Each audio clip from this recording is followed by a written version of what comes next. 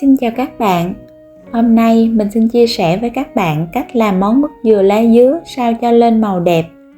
Có được màu xanh tự nhiên của lá dứa mà không bị chuyển sang màu xanh lá mạ. Đặc biệt mình không dùng màu thực phẩm. Mứt dừa mềm dẻo để được lâu mà không bị chảy nước. Cách làm của món mứt dừa này rất đơn giản. Nào, các bạn hãy cùng mình vào bếp để cùng nhau thực hiện món mứt dừa lá dứa này nhé. Để làm mứt dừa thì ở đây mình có là cùi dừa hay còn gọi là cơm dừa. Các bạn chọn cơm dừa bánh tẻ làm mứt sẽ ngon hơn, nó không quá non, nó cũng không quá già, cái độ cứng nó vừa phải. Đường cát trắng. Đường này là mình sẽ cân sau khi mà mình sơ chế dừa xong nha các bạn. 100g lá dứa và chanh. Lá dứa mình sẽ chọn những cái lá già có màu xanh đậm, thì như vậy nước lá dứa sẽ có màu xanh đậm và thơm hơn.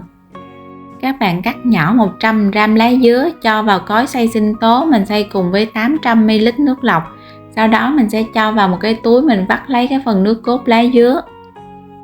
Các bạn cho nước lá dứa này vào ngăn mát của tủ lạnh khoảng 1 ngày để cho tinh chất lá dứa lắng xuống dưới, và mình bỏ cái phần nước ở phía bên trên nha các bạn. Cơm dừa sau khi mua về thì các bạn rửa sạch sơ qua với nước lạnh. Sau đó mình sẽ bào bỏ cái lớp vỏ vàng ở bên ngoài này đi. Mình lần lượt bào hết cái lớp vỏ vàng ở bên ngoài này luôn cho miếng dừa nó trắng. Và trong lúc bào thì các bạn nhớ là mình nhẹ tay để không thôi miếng dừa nó bị tét, mình sẽ khó bào sợi. Bào xong rồi thì các bạn sẽ cho vào thau nước các bạn ngâm. Sau đó mình sẽ thay một cái thau nước khác và mình tiến hành mình bào dừa thành những cái sợi mỏng vừa ăn. Mình cố gắng làm sao để bào được những cái sợi dừa dài thì khi làm xong mứt dừa của mình nó sẽ đẹp hơn. Đây là phần cơm dừa sau khi mình đã bào sợi xong rồi. Các bạn thấy cái thau nước có màu trắng là do dầu dừa nó ra đó các bạn. Mình sẽ đi rửa cái phần cơm dừa này qua với nước lạnh khoảng 4 đến 5 lần. Đến khi nào mà các bạn thấy cái thau nước của mình nó trong, nó không còn đục nữa là được. Mình rửa nhiều nước như vậy là để loại bỏ hết cái phần dầu dừa, để mứt dừa của mình sau khi mà làm xong nó không có bị hôi dầu. Rửa được 3 đến 4 nước, khi mà thấy thau nước không còn đục nữa thì mình sẽ vắt vào đây nửa trái chanh. Khi vắt chanh vào thì mình sẽ lược lại cái phần hột. Mình ngâm dừa trong khoảng 3 đến 5 phút, sau đó mình sẽ rửa lại qua với nước lạnh khoảng 2 đến 3 lần nữa. Mình rửa kỹ như vậy là để loại bỏ đi dầu dừa có trong cơm dừa, mứt dừa để lâu nó không có bị hôi dầu. Sau khi rửa xong rồi thì mình sẽ để cho cơm dừa ráo nước để mình đi cân cơm dừa, mình tính đường. Ở đây mình cân được là 400g cơm dừa. Làm mứt dừa thì mình sẽ cân đường theo tỷ lệ 2:1, tức là 400g cơm dừa thì mình sẽ cân 200g đường. Tiếp đến là mình sẽ bắt lên bếp một nồi nước. Mình chờ cho nước sôi bừng lên thì mình sẽ cho cơm dừa vào để mà mình trụng, để cho loại bỏ hết cái chất dầu dừa có trong cơm dừa. Mình sẽ chờ cho nước sôi trở lại thì mình sẽ tắt bếp. Bây giờ nước đã sôi rồi nè, mình sẽ tắt bếp và mình đậy nắp lại, mình ủ trong 10 phút để cho dầu dừa nó ra.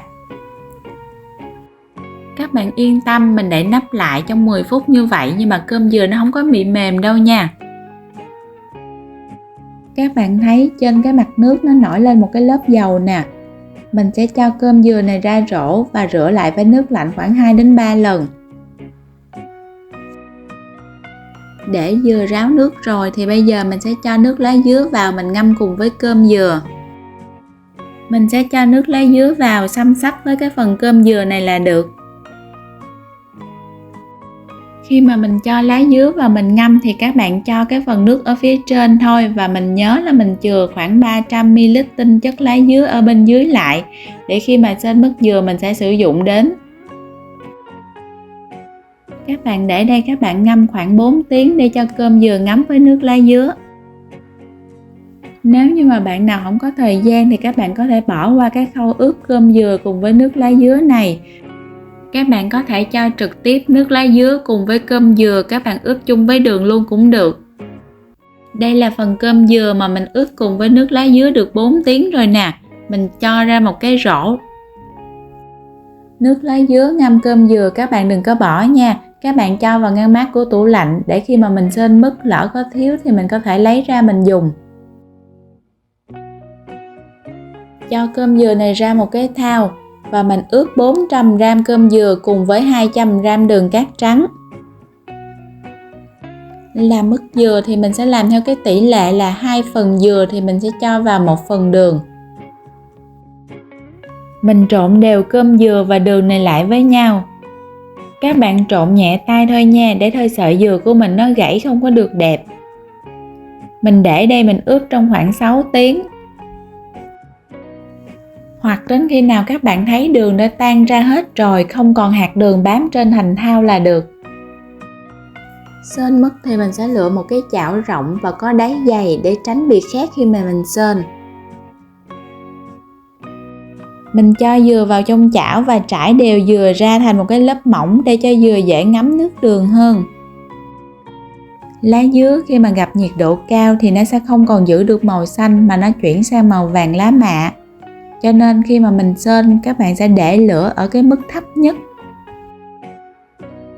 Xên mứt dừa các bạn chịu khó tốn chút thời gian xên với lửa nhỏ. Dừa có thời gian bốc hơi nước thì mứt của mình để lâu nó vẫn khô ráo, nó không có bị chảy nước. Các bạn thường xuyên đảo dừa đều tay để cho dừa nó được ngấm đều nước đường.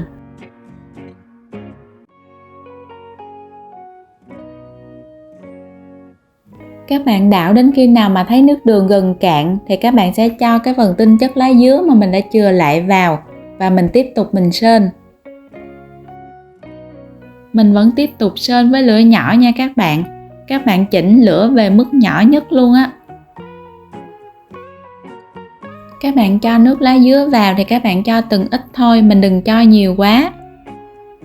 Các bạn thấy khi nào mà nước gần cạn thì mình sẽ lại tiếp tục cho nước lá dứa vào. Đến khi mà mình cảm thấy mứt đã đạt được cái màu như mà mình mong muốn thì mình sẽ không cho nước lá dứa vào nữa, mà mình tiếp tục mình xên cho đến khi nước đường nó khô lại. Nước lá dứa mà các bạn cho vào thì các bạn nhớ mình chỉ lấy cái phần tinh chất ở phía dưới thôi nha. Mình bỏ đi cái phần nước ở bên trên để cho nó không có bị đắng. Nước đường bây giờ đã bắt đầu khô và kẹo lại rồi nè.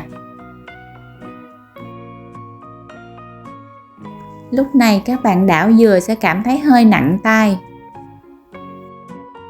Khi làm mứt dừa mà các bạn thấy đường nó kết tinh, nó bám lên thành chảo như thế này thì mình sẽ tắt bếp và mình tiếp tục mình đảo dừa cho đến khi mà khô. Nhưng mà ở đây do từ đầu mình đã để lửa ở mức thấp nhất nên mình không có sợ bị khét. Mình cứ tiếp tục mình để mình đảo cho đến khi nào dừa nó khô lại và bung đường ra. Đảo đến khi nào mà các bạn thấy đường đã kết tinh bám đều vào sợi dừa và sợi dừa đã trở nên khô ráo thì mình sẽ tắt bếp. Cuối cùng mứt dừa của mình đã hoàn thành rồi đấy. Mình sẽ trải đều mứt dừa ra và hong trước quạt khoảng 30 phút để cho mứt dừa thật nguội và khô ráo.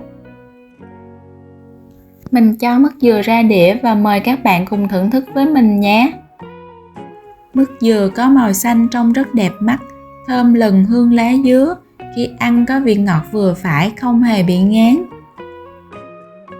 Để bảo quản mứt dừa được lâu thì sau khi mứt khô các bạn sẽ cho vào túi ni lông hoặc lọ thủy tinh, các bạn đậy kín nắp lại.